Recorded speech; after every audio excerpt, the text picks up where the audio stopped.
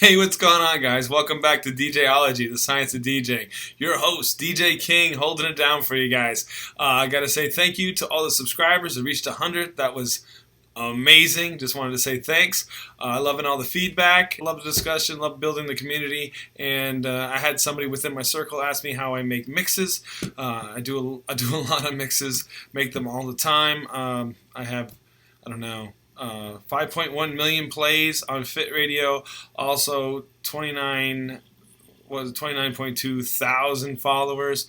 People are really liking the mixes. Fit Radio is an app for people that work out and need music to work out to. I also edit for Crooklyn Clan. We'll do another video of me editing some videos. That's kind of fun too. Lots to learn there because it never stops. And then, so what I did for this, all I did was go to the website. I went to the audio version of Crooklyn Clan. I pulled, 7, 8 tracks, something like that, to go ahead for this tutorial.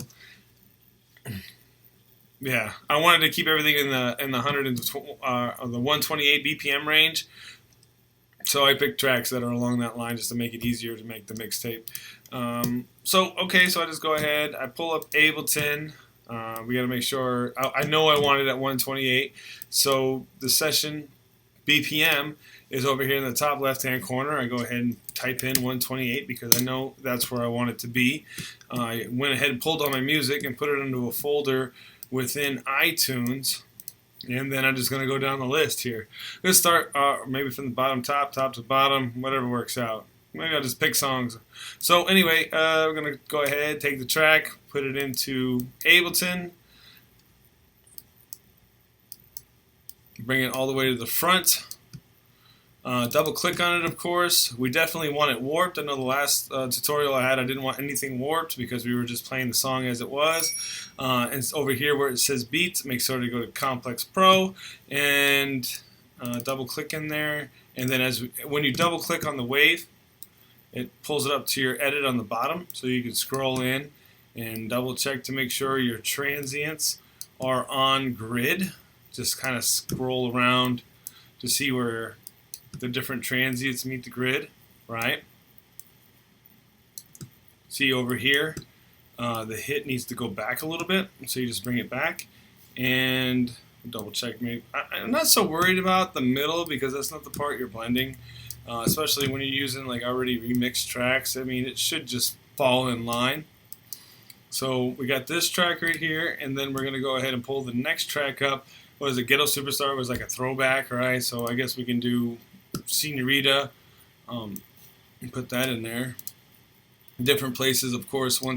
I could do another video and go over phasing, but for this tutorial, I'm just going to line up the ends. So let's go listen to it real quick. And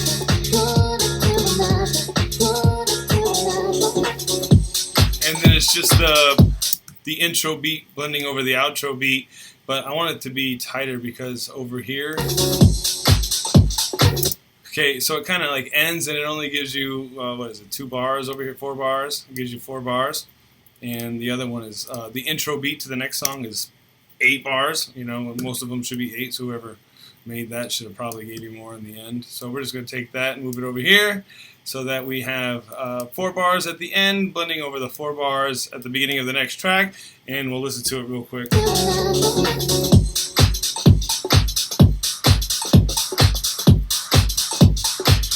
And then it should just go, see, it just goes into the next track right there. But again, like I was saying on the last one, we wanted to do an auto filter or a high pass filter. So we're going to take the auto filter and put it over the track, the first track A, track 1, the first track that's playing.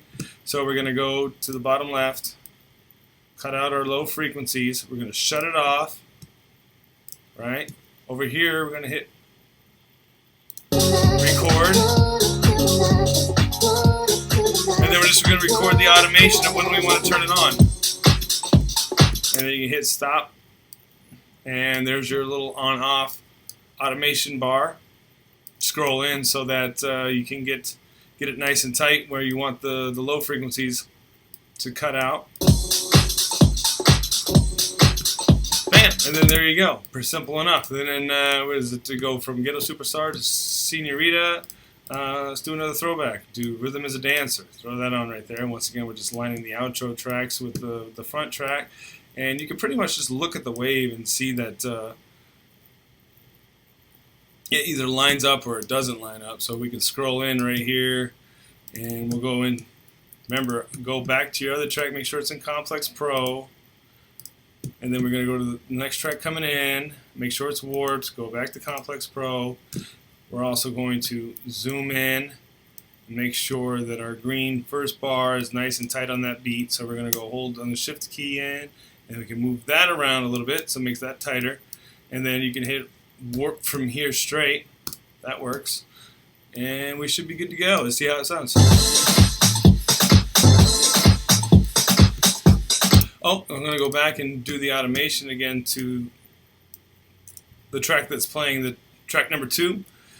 And we're going to move that high pass filter to right about there. Of course, I'm going to shut it off. I'm going to bring the playback, the playhead right back to here. Hit the record button, and then we're going to just turn it on.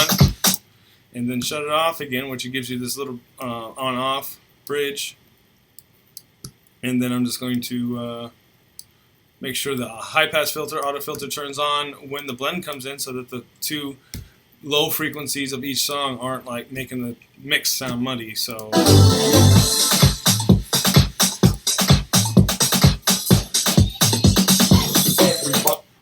there you go. So once again, it goes into the song, it does the blend, and then it's on to the next track. And then, of course, you keep going, make it as long as you want, right? But we're just going to, there's different things we could do. I mean, if you wanted to like right here.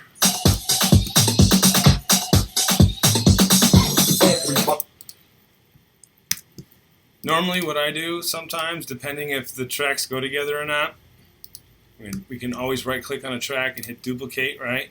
And then I'm just going to delete this. So I like to take parts of the song, like I cut it here, hit Apple E, right? So if I was here, put the play bed here, hit Apple E, it cuts the song, and then you bring it down. You can add a ping pong delay, which is something that I like to do, depending if you're messing with acapellas or whatever. And I put it on 2, I don't know, whatever sounds good to you. You can listen to it in solo, right?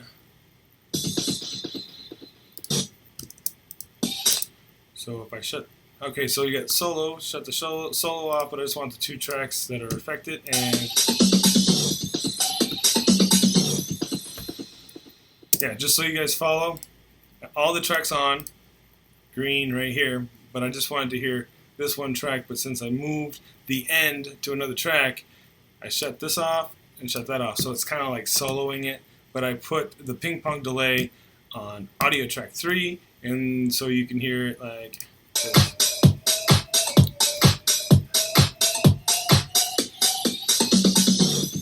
And then it does a little echo right there. And then if you played it over the new track coming in, everybody say goodbye. Perfect. Okay, so I mean, we pretty much covered this in the video mixtape, or the video mixtape one that I did earlier. But one thing I don't think I covered, we're gonna go to our master track, right? So if you look at our master track down here to the right, if we go back over here, hit play, right? Over 2 tracks that are playing, it's red, it's peaking. It's like it's not what we want. So we definitely want to bring that down a little bit. And another cool thing you could do is add a compressor to the master track. So we take a compressor, we drop it over the master track, and let's just play around with it a little bit so we can get the volume as loud as we can without like peaking. So see right there, if we wanted to make the whole thing loud, we can do that. And you can see right there, it compresses it down a little bit. We don't want to do a whole lot. I mean, it's a mixtape, you want it to live a little bit, but there it is. Bam. Cool. Now, once you do an hour of that, however much material it takes you to get an hour, just go ahead and highlight it. File, Export, and then, I don't know, put it wherever you want to put it. Desktop's probably the easiest. You know, we're doing WAV on this one. I usually do AIFF. It doesn't really matter. It doesn't give you MP3s. I usually just render it out as a WAV and then double click on it, and then it plays in iTunes, and then I export it as an MP3. So if I take this untitled track, we're going to put it to the desktop, right? We're going to hit save. It's going to render it out. All right, so once you get your file to your desktop, you should double click on it. It's going to show up within your library within iTunes, and you go File, Preferences, which will probably cover this. It's inside your import settings, right? You want to go to your import settings and change that. So we're going to make it an MP3.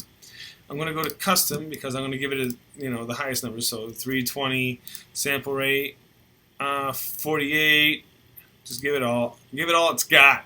Give it a stereo. You should probably know the quality of your MP3s before you go ahead and change anything in your when you render. Okay, so if you have a lower quality MP3 and you throw it in Ableton and then you export it as a WAV, it's not like you gain the quality just because you exported it as a WAV. Also, if you try to upconvert something that the sound isn't there, sometimes the computer tries to make up information that's not there, so you want to be careful with that. So you can do 4800 hertz. I usually just go for the highest quality. It makes everything sound fine in my speakers, and then I just hit OK. I'm going to change it and then hit OK again.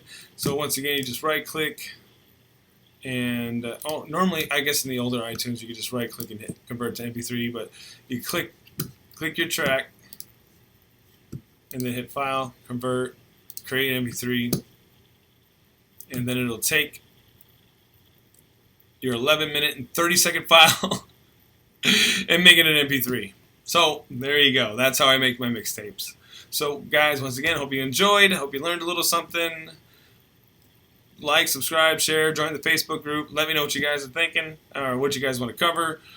But yeah, happy mixing, guys.